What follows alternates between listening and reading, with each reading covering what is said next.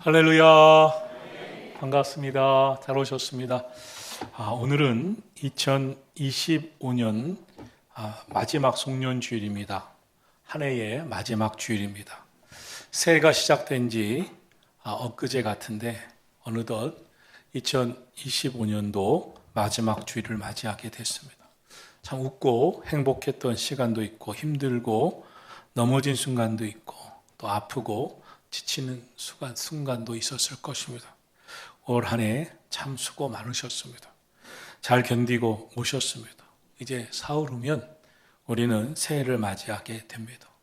지난 한 해 후회가 되는 일도 있고 힘들게 견디고 온 순간도 있겠지만 이제 다시 새롭게 시작하는 2026년도 또 하나님이 주시는 새로운 희망을 품고 다시 믿음으로 나가시고 기도하시고 하나님 주시는 우리 마음에 품게 하시는 믿음의 꿈을 품고 그것이 이루어질 것을 기대하면서 믿음으로 살아가는 한 해가 되기를 예수님의 이름으로 축원합니다. 오늘 이렇게 전우자와 성도들과 인사했으면 좋겠습니다. 올 한 해 수고 많으셨습니다. 잘하셨습니다. 올 한 해 수고 많으셨습니다. 잘하셨습니다.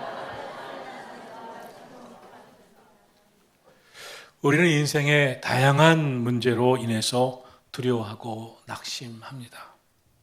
이 시대를 살아가는 많은 사람들이 두렵고 힘들다고 또 불안하다고 말합니다. 올 한 해를 살면서 정말 다양한 일들을 경험했습니다. 나라적으로도 또 우리 개인적으로도 그랬을 것입니다. 오늘 본문을 보면 예수님의 제자들에게 위기가 닥칩니다. 예수님께서 배를 태워 갈릴리 바다 저 건너편으로 건너가게 하셨습니다. 예수님이 배를 태워 보내셨습니다. 그런데 그 바다를 건너가다가 풍랑을 만난 것입니다. 24절을 보면 배가 육지에서 수리를 떠나서 바람이 계속 거스르는 겁니다. 맞바람에 시달리고 있는 겁니다. 물결이 너무나 앞에서 몰려옵니다. 그런데 건너가야 합니다. 그래서 고난을 당했다 이렇게 말씀하고 있습니다. 얼마나 풍랑으로 인해서 고생했는지를 보여주고 알게 하는 말씀입니다. 더군다나 그때의 시간, 오늘 본문의 시간을 밤 사경으로 이야기하고 있습니다. 밤 사경은 새벽 4시부터 6시 사이입니다. 그런데 배를 타고 갈릴리 바다로 이제 출항을 시작한 게 초저녁이었습니다. 그러니까 밤새 다음날 새벽까지 이 고생을 하고 있는 것입니다. 갑자기 몰아친 돌풍과 파도 때문에 밤새도록 그 파도와 싸워야 했다는 것입니다. 새벽녘까지 풍랑과 싸워서 이것을 이겨내고 건너가야 하니 너무나 고생을 많이 했을 것입니다. 그럼 제자들이 이 한 갈릴리 바다의 한복판에서 이 풍랑에서 정말 앞으로 이러지도 저러지도 못하고 뒤집혀질 것 같은 이 위기에서 어떻게 이 위기를 극복하고 있나요? 오늘은 이 말씀을 통해서 3가지를 함께 생각해 보고자 합니다. 첫째로 예수님이 보고 계셨습니다. 예수님께서 그들을 지켜보고 계시다가 찾아와 주시고 풍랑을 잔잔케 해 주셨습니다. 우리 삶에는 어려운 순간 위기의 시간이 찾아옵니다. 그런데 그때 우리 주님이 나를 홀로 내버려 둔다고 생각하지 마십시오. 우리가 삶의 위기를 만나면 주님이 지켜보고 계시고 택한 저와 여러분을 주님이 지켜보고 계시고 가장 적절하고 적당한 때에 가장 주님을 사모하고 믿음으로 우리의 삶이 하나님 바라볼 때 우리 가운데 찾아오심을 믿으시기를 축원합니다. 주님이 택한 자는, 주님의 제자로 삼아주신 자는, 믿음으로 주님의 제자됨을 알고 주님을 따르는 자는 항상 주님이 그 시선을 놓고 계시지 않습니다. 어린아이를 둔 부모는 항상 시선이 그 어린아이에게 있듯이 행여 인간은 그 시선을 놓칠 줄 모르지만 하나님은 우리를 지켜보고 계시는 그 눈이, 그 시선이 우리를 떠나지 아니하십니다. 예수님은 풍랑을 만나 고난을 당하고 있는 제자들의 모습을 보고 계셨습니다. 알고 계셨습니다. 깊은 밤이었습니다. 육지에서 수리를 떠났습니다. 바다 항복판에 괴로이 누르젓고 있었습니다. 괴롭게 제자들은 안타까운 모습으로 누르젓고 있었는데 주님이 알고 계셨어요. 보고 계셨어요. 여러분, 우리 주님이 저와 여러분의 삶의 고난을 알고 계시고 보고 계신다는 믿음을 꼭 갖게 되기를 예수님의 이름으로 축원합니다.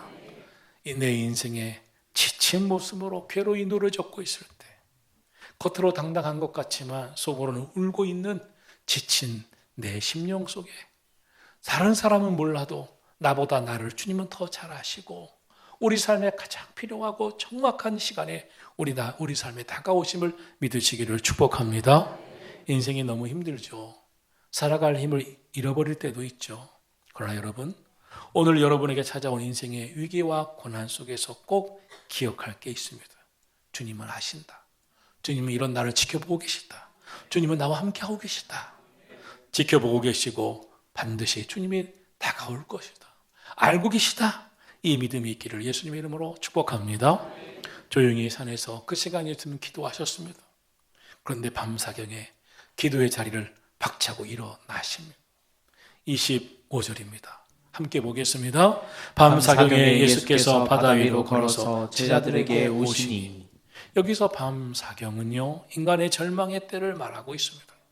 더 이상 버틸 힘이 없는 그 시간. 그러니까 주님은 제자들이 이제는 버틸 힘이 다 떨어졌구나, 정말 절망적이구나, 무리를 걸어 이 제자들에게 황급히 다가오셔야만 하는 그 시간에 주님이 오셨던 것입니다. 우리 주님이 누구십니까? 하늘의 영광 모자를 버리시고 이 낮고 낮은 이 땅에 우리를 구원하기 위해서 마구간 말구이 아기 예수로 오신 분 아닙니까? 어느 누구도 주님 앞에 다가가기에 부담스럽지 않게 아기의 모습으로 마구간에 말구이에 오신 예수님 뿐만 아니라 다니엘의 세 친구가 우상 숭배를 거절하다가 극렬히 타는 풀무불에 던져졌을 때 주님이 그곳까지 찾아가셔서 그들과 함께 하시고 건져내신 주님 아니십니까? 예수님이 우리가 성공하고 편할 때 찾아오시는 분이신가요? 그때뿐이 아니라 우리가 실패했을 때도 변함없이 우리 가운데 함께하고 계심을 믿으시기를 축원합니다. 우리가 건강할 때만인가요? 아닙니다. 우리가 약해졌을 때 변함없이 38년 동안 베데스다 연못가에 누워서 병들어서 고통당하는 그들에게, 그 38년 된 병자에게 예수님이 다가가셨던 것처럼 오늘 우리의 인생에 가장 아프고 괴로울 때 주님이 다가오시는 주님이시고, 예수님이 십자가에서 죽으셨다는 소식만 듣고 낙심하여 엠마오 마을로 내려가던 두 제자에게도 예수님이 동행하셔서 함께 하셨던 것처럼 오늘 우리의 삶에도 동행하여 함께 하심을 믿으시기를 축복합니다. 그때였습니다. 예수님이 무리를 걸어 제자들에게 오실 때 제자들이 놀랍니다. 유령인가 생각합니다. 그때였습니다. 주님이 이렇게 말씀하십니다. 27절입니다. 함께 읽겠습니다. 예수께서 즉시 이르시되 안심하라, 나니 두려워하지 말라. 안심하라, 나니 두려워하지 말라. 오늘 이 시대를 살아가는 성도 여러분, 안심하라, 안심하라, 안심하라, 나니 두려워하지 말라. 주님이 안심하라고 하시는 그 음성을 들으시기를 주의 이름으로 축복합니다. 오늘 우리에게도 말씀하세요. 안심해라, 두려워하지 말라. 저와 여러분의 삶의 인생에 얼마나 우리의 마음이 불안하고 두려운 일들이 많아요. 그러나 주님은 아십니다. 보고 계십니다. 그리고 오늘도 말씀하십니다. 안심하라, 두려워하지 말라, 나다. 오늘도 우리 삶 속에 역사하실 주님을 믿으시기를 축원합니다. 그리고 예수님이 그 배에 오르시죠. 32절에 보면 배에 함께 오름에 바람이 그쳤다고 했습니다. 제자들이 절망하던 그 배, 예수님이 오르셨죠. 풍랑이 극심한 상황에 있었던 그 배, 흔들리고 앞으로 도무지 나가지 않던 그 배, 주님이 오르셨죠. 그러자 바람이 그쳤습니다. 배가 나아갈 수 있었습니다. 목적지까지 갈 수 있었습니다.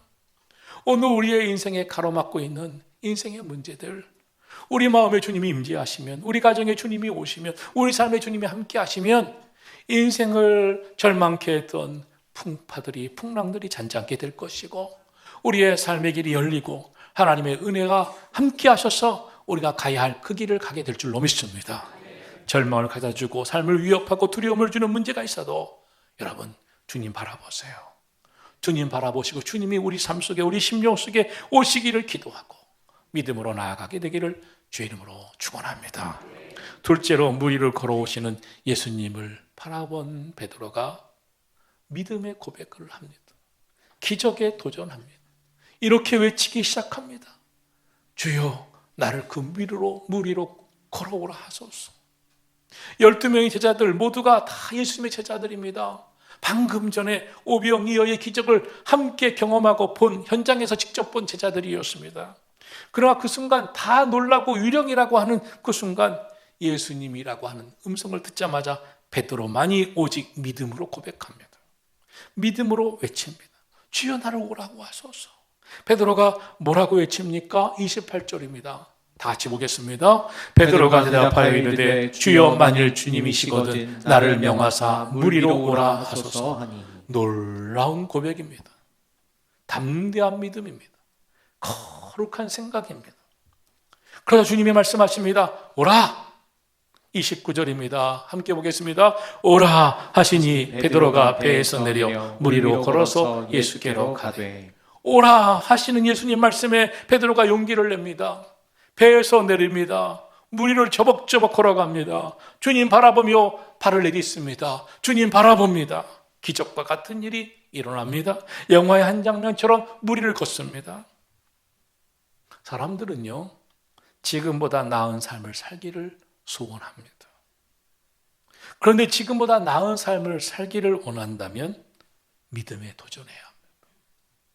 믿음이 커져야 합니다.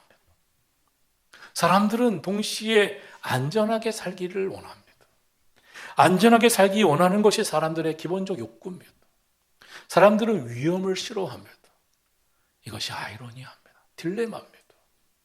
지금보다 나아진 인생을 살기 원하고 그러려면 믿음으로 도전해야 되는데 동시에 안전하게 살기를 원하니 안전하게 살고 싶은 것이 욕구이니 위험한 것에 도전하고 싶지 않은 마음과 지금보다 나은 삶이 충돌할 수밖에 없습니다.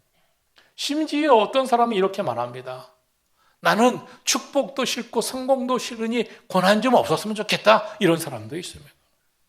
그래서 인생은 선택입니다. 중요한 선택을 우리가 해야 할 때가 있습니다. 나는 평생 이렇게 낙심하고 절망하고 나아진 인생 살지 않고 피곤하지 아니하고 믿음의 도전 없이 그냥 내 현재 이 절망하는 삶에 그냥 만족하면서 나은 인생을 기대하지 않고 고난 없이 사는 게 좋은가? 아니면 나는 고난을 받을지언정 믿음에 도전하면서 더 나은 인생을 꿈꾸고 하나님의 축복을 소망하면서 믿음 달라고 기도하고 할 수 있거든요. 무슨 말이냐? 믿는 자에게는 능치 못함이 없다는 그 말씀을 부여잡고 나가겠느냐? 오늘 우리의 삶은 중요한 선택 앞에 서 있습니다. 평생 아무것도 안 하고 아무 일도 안 하고 아무 도전도 안 하고 세상을 향하여 나아가지 못하며 사는 인생이 될 것인가? 내게 능력 주시는 주님 안에 있으면 할 수 있다는 믿음을 가지고 나아갈 것인가? 여러분이라면 어떤 삶을 살아오셨습니까? 살아가시겠습니까? 믿음이 성장하면 삶은 달라지죠. 믿음이 우리 마음에 들어오면 인생은 다른 꿈을 꿉니다. 베드로가 왜 수제자였겠어요? 베드로가 왜 초대교회를 이룬 위대한 그런 사도가 되었겠어요? 그의 마음에 믿음이 들어왔기 때문입니다. 믿으려고 해서 믿어지는 게 아닙니다. 아무리 믿으려고 해도 사람의 의지로 믿을 수가 없습니다. 믿음은 선물입니다. 믿음은 은혜입니다. 믿음은 하나님이 주셔야 하는 줄로 믿습니다. 하나님이 주셔야 믿음이 생기고 은혜로 우리 안에 임하는 선물 믿음으로 말미암아 믿어지니 그렇게 살지 않을 수가 없는 거예요. 믿어지니 믿음의 도전을 하지 않을 수가 없는 거예요. 믿어지니 믿음으로 기도하고 하나님 의지하고 말씀 따라 살지 않을 수가 없는 거예요. 하나님을 믿는 우리는 하나님이 누구신가 더 알아야 돼요. 하나님을 아는 사람은 믿음에 도전합니다. 그런데 하나님을 아는 만큼 믿음에 도전하지만 말씀으로 하나님을 아는 것에 끝나는 사람들도 있습니다. 그래서 성경을 많이 알면서 나도 알아 하는 사람들 많이 봅니다. 그러나 그들은 지식의 한계에 묶여버립니다. 그들의 신앙은 지식에 불과할 때가 많습니다. 하나님을 아는 길은 말씀을 통해서 지식으로 알지만 진짜 하나님을 아는 길은 하나님을 체험하는 겁니다. 하나님의 말씀대로 순종할 때 하나님을 체험합니다. 믿음으로 기도하면서 하나님을 체험합니다. 하나님은 살아계시구나, 역사하시는구나, 믿음으로 순종하고 믿음으로 기도하면 응답하시는구나, 이루어주시는구나. 본문에 보면 풍랑이 일어나는 바다 위로 예수님이 걸어오십니다. 12명의 제자들이 그 배에 탔지만 오직 유일하게 부르짖는 자는 하나였습니다. 베드로. 주님이시거든 나를 명하사 무리로 오라 하소서. 오늘 이 제단에도 많은 성도가 있지만 믿음으로 기도하는 성도가 얼마나 되겠어요? 베드로처럼 믿음으로 간구하는 성도가 얼마나 되겠어요? 정말 믿음으로 베드로처럼 주님이시라면 이렇게 해주세요. 믿음으로 기도하는 사람이 얼마나 되겠어요? 예수님께서 베드로에게 뭐라고 하시나요? 오라. 그 믿음이라면 오라. 베드로는 예수님이 말씀하신 대로 베드로 배에서 내려 무리로 저벅저벅 예수님 바라보고 나아갑니다. 바다 위로 발을 내디디려면, 배에서 그 발을 빼서 바다 위로 내디디려면 믿음이 필요합니다. 왜냐하면 두렵기 때문입니다. 얼마나 무서워요. 믿음으로 살려면 예수님을 진짜 믿어야 됩니다. 믿음으로 살려면 두려움을 이겨내야 합니다. 믿는다는 것은 믿음으로 행동하는 겁니다. 믿는다는 것은 믿음으로 순종하는 것입니다. 사무엘상 17장에 보면 블레셋 진영과 이스라엘 진영이 엘라 골짜기에서 대치하여 전쟁 중에 있었습니다. 블레셋의 키 큰 골리앗 장군이 이 이스라엘 진영을 독구입니다. 너희 중에 나와 다툴 자가 있으면, 맞서 싸울 자가 있으면 나와보라. 너희는 하나님 믿는다고 하는데 그 하나님이 어디 계시느냐? 이스라엘 모든 군사들, 사울왕을 비롯해서 모든 사람들은 하나님을 알았습니다. 하나님을 믿었습니다. 그런데 오직 한 사람 다윗만 믿음으로 나아갔습니다. 다윗만 믿음으로 골리앗 앞에 섰습니다. 다윗만 믿음으로 그 발걸음을 내딛었습니다. 그 믿음이 용기를 주었습니다. 믿는다고 말하지만 믿음으로 살지 않는다면 믿음의 사람이라고 할 수 있겠어요? 마태복음 25장에 보면 예수님께서 달란트 비유로 말씀하셨습니다. 어떤 사람이 타국에 가서 종들에게 자기 소유를 맡깁니다. 재능대로 5달란트, 2달란트, 1달란트를 맡깁니다. 5달란트, 2달란트 받은 사람은 즉시 나가 그것으로 장사하여 5달란트, 2달란트를 남기고 주인이 돌아올 때 주인과 결산을 합니다. 그럼 1달란트 받은 사람은 가서 땅을 파고 주인의 돈을 감춥니다. 마태복음 25장 24절에 보면 그 1달란트 받은 사람이 이렇게 말합니다. 주인이여, 주인은 굳은 사람인지라 내가 두려워하여 당신의 달란트를 땅에 감추어 두었사옵나이다. 보소서 당신의 것입니다. 여기 있습니다. 1달란트 받은 사람은 주인의 돈을 잃어버리지 않기 위해서 가장 안전한 방법을 택했습니다. 땅속에 파묻고 도로 다시 내주었습니다. 그런데 주인이 그를 책망합니다. 이것은 그 주인의 책망이 아니라 우리 주님의 책망이죠. 이 약하고 게으른 종아. 이 약하고 게으른 종아. 예수님이 달란트 비유를 통해서 무슨 말씀을 하시려고 하신 것일까요? 주께서 맡겨주신 달란트를 땅에 파묻는 자가 아니라 믿음을 활용해서 마음껏 주신 달란트를, 주신 재능을, 주신 은사를 가지고 믿음으로 봉사하고 믿음으로 사역하고 믿음으로 기도하고 믿음으로 헌신하고 믿음으로 주의 일, 맡겨진 일 감당하라고 하신 것 아닐까요? 상처받기 싫다고, 시험당하기 싫다고, 봉사다 이런 말 저런 말 듣기 싫다고 주신 달란트를 믿음으로 사역하고 봉사하고 헌신하지 아니하고 땅에 깊이 파묻었다가 내놓는 1달란트 받은 자는 되지 않아야 되지 않겠느냐고 말씀하는 거 아니겠습니까? 사람들은 자신들이 더 나아지기를 원하고 자신들의 생애가 누구에게인가 선한 영향력을 끼치기를 원하고 기왕이면 부모는 자녀에게, 자녀는 부모님께, 그리고 누군가에게 선한 영향력을 끼치는 복된 인생 되기를 원합니다. 그러려면 믿음으로 살아야 합니다. 주신 달란트 땅에 파묻는 자가 아니라 믿음으로 내가 할 수 있는 힘은 부족하지만 주님 주신 힘으로, 주님 주신 능력으로, 주님 믿고 그 달란트를 가지고 주의 일에 헌신하고 세상의 소리, 사람의 말이 아니라 믿음으로 살아내야 되지 않겠습니까? 이것이 믿음인 줄로 믿습니다. 믿음으로 살려면 자신은 한 번도 해보지 않은 일에도 도전해야 합니다. 2025년이 마감하고 있고 2026년이 다가오고 있습니다. 2026년은 이 세상 어느 누구도, 대한민국 사람이든 서울 사람이든 평택 사람이든 제주도 사람이든 저 뉴욕 사람이든 한 번도 살아보지 않은 삶을 2026년은 살아갈 것입니다. 2026년 한 번도 가보지 않은 길, 누구는 가봐서 가는 게 아니라 한 번도 가지 않은 길을 우리 다 걸어가야 합니다. 어떻게 걸어가야 합니까? 전능하신 창조주 하나님 믿고 나가야 합니다. 믿음으로 주신 달란트, 믿음으로 주신 은사, 믿음으로 주신 주의 은혜를 힘입고 붙들고 나아가시기를 예수님 이름으로 축원합니다. 예수님께서 베드로에게 오라 말씀하십니다. 그때 베드로도 흔들렸고 베드로도 두려웠겠지만 믿음으로 행동합니다. 말씀대로 배에서 내려 무리를 걷습니다. 성경은 우리에게 무슨 말씀을 하시려고 하십니까? 주님 말씀대로 순종하면 놀라운 일이 일어납니다. 기적 같은 일을 경험하게 될 줄로 믿습니다.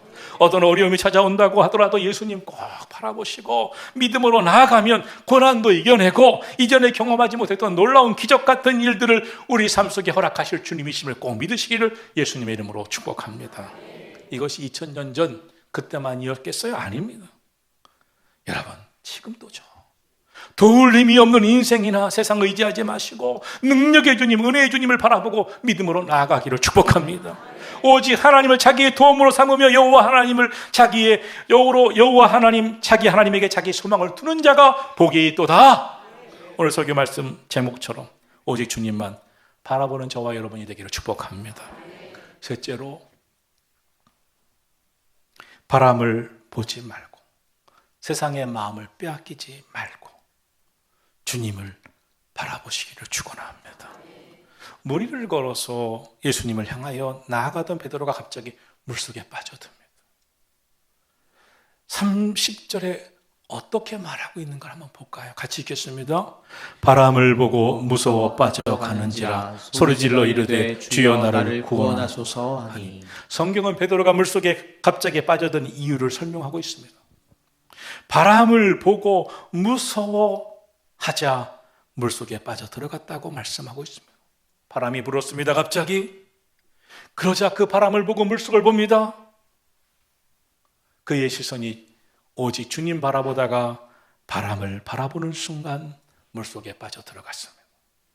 왜냐하면 두려움에 포로가 되었기 때문입니다. 두려움이 엄습했기 때문입니다. 두려워하자 물속에 온몸이 빨려 들어가기 시작합니다. 의심하면, 주님을 바라보는 시선을 놓치면, 주님 아닌 세상을 바라보면 문제에 빠져 들어갈 수밖에 없습니다. 세상은 예수님만 바라보도록 그렇게 놔두지 않습니다. 마귀는 예수님만 바라보지 못하도록 크고 작은 환난과 문제와 시험을 줍니다. 이때 사람들은 마귀가 속삭이는 소리를 듣고 세상의 유혹에 믿음을 잃어버리고 마음을 빼앗깁니다. 시선을 빼앗깁니다. 마귀의 소리에 빠져버리면, 세상의 유혹에 빠져버리면 두려움이 엄습하고 문제의 파도에 빠져버리게 되는 거예요. 예수님이 이 모습을 보시고 뭐라고 말씀하세요? 믿음이 작은 자여 왜 의심했느냐? 31절입니다. 다 같이 보겠습니다. 예수께서 즉시 손을 내밀어 그를 붙잡으시며 이르시되 믿음이 작은 자여 왜 의심하였느냐 하시고. 우리의 힘은 한계가 있어요. 우리의 능력은 한계가 있어요. 하나님만이 전능하신 하나님, 한계를 초월하신 하나님이심을 믿으시기를 축원합니다. 그러므로 하나님을 의지할 때 우리가 놀라운 일을 체험할 수 있습니다. 믿음의 사람은 하나님의 능력으로 살아가는 법을 깨닫는 것입니다. 그러므로 무엇을 하든 믿음으로 생각하고 믿음으로 꿈꾸고 믿음으로 기도하고 믿음으로 계획하고 믿음으로 나아가게 되기를 축복합니다. 믿음이 자라야 삶이 풍성해집니다. 믿음이 자라가야 두려움을 이겨냅니다. 믿음이 자라가야 믿음의 말을 합니다. 여러분, 살아가는 거 쉽지 않죠. 왜냐하면 세상은 유혹이 많고 마귀는 계속해서 마귀적인 소리를 우리에게 들려줍니다. 어떻게 해야 합니까? 믿음으로 살아야 합니다. 믿음이 자라나야 합니다. 믿음으로 사는 사람은 한계를 극복해냅니다. 우리는 삶을 통해서 하나님을 드러내야 합니다. 하나님의 하나님 되심, 하나님 믿으니, 하나님 의지하니, 하나님만 바라보니 이렇게 되는구나. 하나님을 증명할 수 있는 삶이 저와 여러분 속에 있기를 예수님의 이름으로 축원합니다. 오늘 본문은요, 예수님께서 급하게 군중들을 서둘러 해산시키고 제자들은 재촉해서 바다 건너편으로 건너가게 하시는 장면으로 시작했습니다. 그리고는 예수님 자신은 무엇을 하셨냐면 산으로 올라가 기도하셨습니다. 확인해 볼까요? 23절입니다. 무리를 보내신 후에 기도하러 따로 산에 올라가시니라. 저물매 거기에 혼자 계시더니. 무슨 일이 생긴 것일까요? 왜 예수님께서 급하게 자기에게 몰려든 군중들을 해산시키고 제자들은 바다 건너편으로 건너가게 하시고 당신은 산으로 올라가 그 밤을 지새우며 혼자 철야하며 기도하셨을까요? 우리는 흔히 위기라고 하면 아주 어려운 상태에 빠지는 것을 생각합니다. 그런데 예수님은 이때를 위기로 생각하신 것입니다. 왜 이때를 위기로 생각하셨을까요? 예수님이 찾아온 그때는 어떤 위기의 때이길래 그렇게 생각하셨을까요?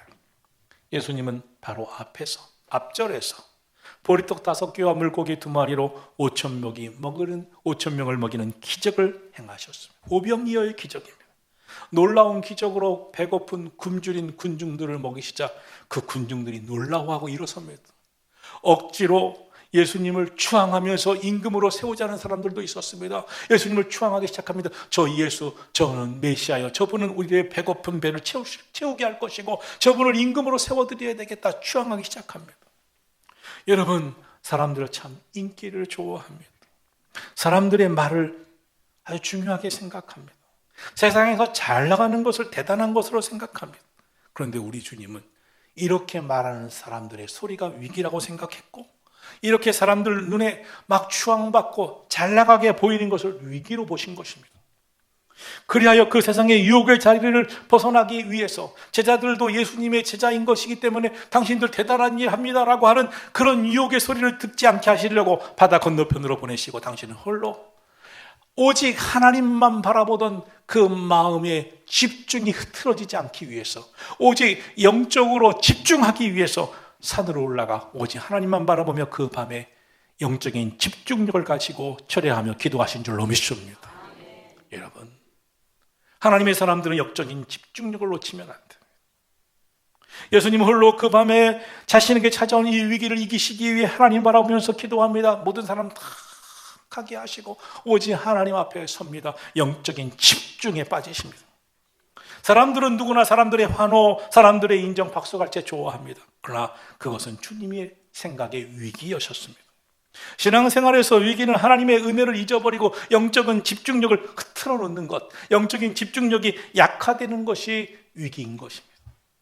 하나님 바라보고 영적으로 집중해야 되는데 사람들의 박수갈채, 사람들의 인정, 환호, 거기에 마음을 뺏겨서 영적인 집중력 잃어버리고 기도에 집중하지 못하고 이 사람이 응원하는 이야기, 이 사람이 칭찬하는 이야기에 마음을 뺏겨 또 나를 칭찬하는 사람이 없는가, 거기에 내 마음을 뺏기고 영적인 집중력, 기도의 집중력을 잃어버리는 것을 주님은 위기라고 보신 것입니다.